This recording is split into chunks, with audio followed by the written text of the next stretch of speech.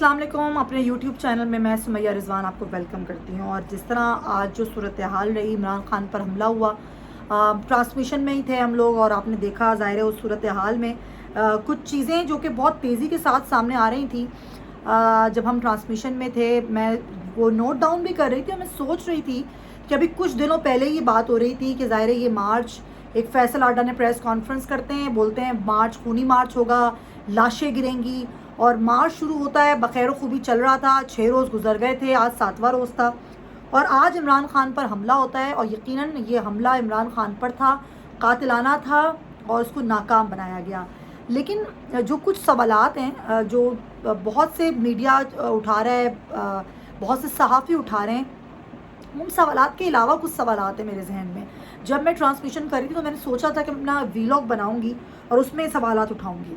सबसे पहला सवाल तो मेरा ये है कि जब फैसल वाडा ने प्रेस कॉन्फ्रेंस की, पीटीवी पर प्रेस कॉन्फ्रेंस नशर हुई, तो उस वक्त फैसल वाडा को किसी भी एजेंसी ने, किसी तफ्तीशी इदारे ने, पुलिस ने बिठा कर ये क्यों नहीं पूछा कि भाई आपके पास ये इन्फॉर्मेशन कहाँ से आई है कि ये मार्च खूनी मार्च होने वाला है और ये आपको किधर से इन्फॉर्मेशन आ रही है। जो पार्टी ने सिर्फ मुअत्तल किया, ना पार्टी के अंदर सवाल किसी ने किया, ना किसी एजेंसी ने सवाल किया, ना किसी इदारे ने उनसे सवाल किया। फिर ये लॉन्ग मार्च शुरू होता है, इमरान खान पर हमलों की इतलात हैं, सिक्योरिटी उनके साथ है, उसमें कई एजेंसीज़ की सिक्योरिटी है, उनकी ज़ाती सिक्योरिटी, उसके बावजूद हमलावर आता है, आराम से फायरिंग करता है। हमलावर एक है दो है ये तो आगे पता चलेगा। इमरान खान अल्लाह का शुक्र है महफूज रहे। लेकिन 2-3 सवालात बड़े अहम हैं। एक तो ये कि कुछ हमारे ही साफ़ी हैं जो कि फ़ौरन ही ट्विटर पर एक्टिव हुए और एक प्रोपेगेंडा मशीन बन गए और उन्होंने फ़ौरन से वो शख्स जो अभी गिरफ़्तार हुआ है उसकी पूरी जो नादरा की डिटेल्स थी वो ट्विटर पर डालना शुरू कर दी। अरे अल्लाह के बंदे, किसी भी आम आदमी की तो अगर नादरा से डिटेल निकलवानी हो तो उसमें भी टाइम लगता है। आपको ये डिटेल किसने दे दी अचानक से? क्या आप पुलिस में जो अफसरान हैं वो आपको डायरेक्ट व्हाट्सएप पे भेज रहे थे कि यहाँ गिरफ्तारी हुई, यहाँ डिटेल्स आ गई? फिर ISPR का मजम्मती बयान शेयर किया सलीम साफ़ी ने, दीगर सहाफ़ियों ने। कम अज़ कम वक्त का ही ध्यान कर लेते कि उस पर जो टाइम है वो क्या है। अगर ये मजम्मती बयान ISPR की जानिब से आप लोगों को व्हाट्सएप पे शेयर किया गया था तो हमला तो 4 बजे हुआ, तकरीबन 4 बजे के अराउंड ही हुआ, तो आपको वो 2 बजे कैसे मिला? तकरीबन पौने 2 बजे का उस पर वक्त है। तो मैं आपको अभी ट्वीट दिखाती हूँ, आप देखिए। तो ये किस तरीके से हो रहा है? फैसल वाडा की प्रेस कॉन्फ्रेंस, उसके बाद सहाफ़ियों के ट्वीट्स, उसमें वो शख्स जो गिरफ़्तार होता है उसकी सारी डिटेल्स। पहले कहा गया जी कि वो MNA जो आलमगीर हैं उनका सिक्योरिटी गार्ड है, उसके बाद उनकी तरदीद आई इस मामले में। मैंने भी उनको मैसेज किया, हम सब ने उनसे पूछा कि भाई ये क्या हो रहा है, ये कुछ सहाफ़ी प्रोपेगेंडा कर रहे हैं और आपके उसका नाम ले रहे हैं क्या? फिर उन्होंने इसकी तस्दीक भी की कि भाई वो गलती से गिरफ़्तार हुआ, मेरा गार्ड वहाँ खड़ा हुआ था तो गिरफ़्तार हो गया। हालांकि वो जो शख्स गिरफ़्तार हुआ है वो भी असल नहीं है, ये खैर एक अलग डिबेट है, ये मेरा काम नहीं है। ये काम तफ्तीशी इदारों का है, पुलिस का है, दीगर जो इन्वेस्टिगेटिव ऑफिसर हैं जो इन्वेस्टिगेशन अब करेंगे क्या हुआ, कैसे हुआ, हाई प्रोफाइल केस है। ये 4 सवाल हैं बड़े अहम। इस मुल्क में किसी की जान को ख़तरा नहीं है, ये सवाल हमेशा से मैं सुनती आई हूँ जब से मैंने होश संभाला है।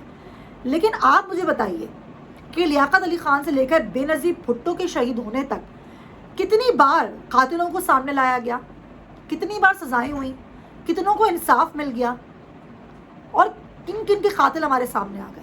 ये तो वो बड़े हाई प्रोफाइल केसेस है ना, जो वज़ीर आज़म रहे, तो वो जब उनके कातिल आज तक नहीं पकड़े गए, सामने नहीं आए, तो छोटे मोटे केसेस का तो आप पूछिए ही नहीं।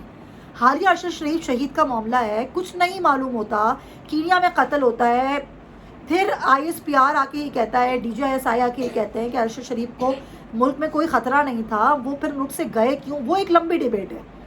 फिर आज इमरान खान पर हमला होता है, इमरान खान की जान को अगर ख़तरा था तो भाई इस चीज़ का नोटिस क्यों नहीं लिया गया? वफाकी हुकूमत को सिक्योरिटी फराम करती, सूबाई हुकूमत के साथ कोई प्लान करती, लॉन्ग मार्च करना उनका हक़ था।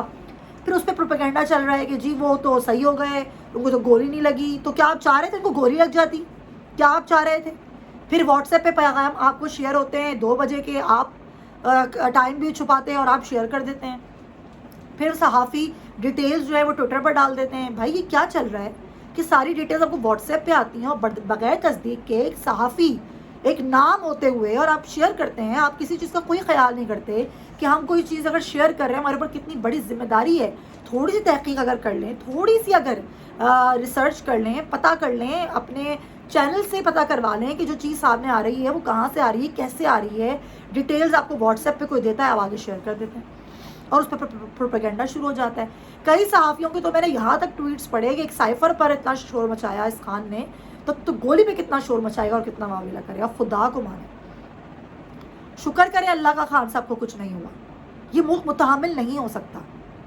آپ شاید بچے ہوں گے اس وقت, وہ صحافی ٹویٹ کر رہے ہیں, سمجھ گئے ہوں گے, آپ بچے ہوں گے, شاید آپ نے نہیں دیکھا ہوگا 2007 میں کیا ہوا تھا دسمبر میں جب بے نظیر بھٹو شہید ہوئی تھی, کیا حشر ہوا تھا اس ملک کا. اگر آپ بھول گئے ہیں, اور اس کے بعد ملک کس طرف گیا, کتنی تباہی اٹھانی پڑی, اور ایک زبردست خاتون جس کی جان چلی گئی بھائی, سب سے بڑے افسوس کی بات, وہ جان واپس نہیں لائی جا سکتی. آج تک قاتل نہیں پکڑے گئے, کتنی انویسٹیگیشن ہوئی, کتنے ججز تبدیل ہوئے, اسکاٹ لینڈ یارڈ کی پولیس آئی, آ کے تفتیش کی, کچھ نہیں ہوا. تو آپ چاہتے ہیں کہ لوگ قتل ہوتے رہیں اور پھر اس کے بعد پھر انویسٹیگیشن ہوتی رہے اور پھر سب کچھ جو ہے وہ ریت کی طرح بیٹھ جائے؟ کیا یہ ملک اسی لیے بنا تھا, کہ یہ ملک اسی لیے رہ گیا ہے کہ یہاں پر نہ کسی عام آدمی کی جان محفوظ ہے, نہ ہی کسی سابق وزیر اعظم کی, نہ کسی سیاست دان کی, نہ کسی صحافی کی, جس کا جب دل چاہے وہ اٹھ کے اس پر اٹیک کر دے, کسی کو بھی مار دے اور کوئی پوچھنے والا نہ ہو اور اس پہ پروپیگنڈا کیا جائے؟ خدا را, پروپیگنڈا نہ کریں, چیزوں کو اس طرح نہ اسپریڈ کریں. مجھے اس سوالوں کے جواب مجھے بتائیں کہ کون ہے جو اس پروپیگنڈے کے پیچھے ہے, کون چاہتا ہے کہ یہ مارچ خونی ہو, کس کی خواہش ہے کہ اس مارچ میں لاشیں گریں؟ خدا را بیٹھ جائیں, ابھی بھی وقت ہے, ابھی بھی بہت وقت ہے کہ بیٹھ کر بات کی جا سکتی ہے, صورتحال کنٹرول کی جا سکتی ہے, ملک کو بچایا جا سکتا ہے. ہمارا ملک کسی اور تجربے کا متحمل نہیں ہو سکتا. خدا را اپنا بہت خیال رکھیے گا. اگر میری ویڈیو پسند آئی تو کامنٹ میں بتائیے گا, اور میرا چینل سبسکرائب کیجیے گا, اور اللہ تعالیٰ ہم سب کی حفاظت کرے, ہم سب کی. اللہ حافظ.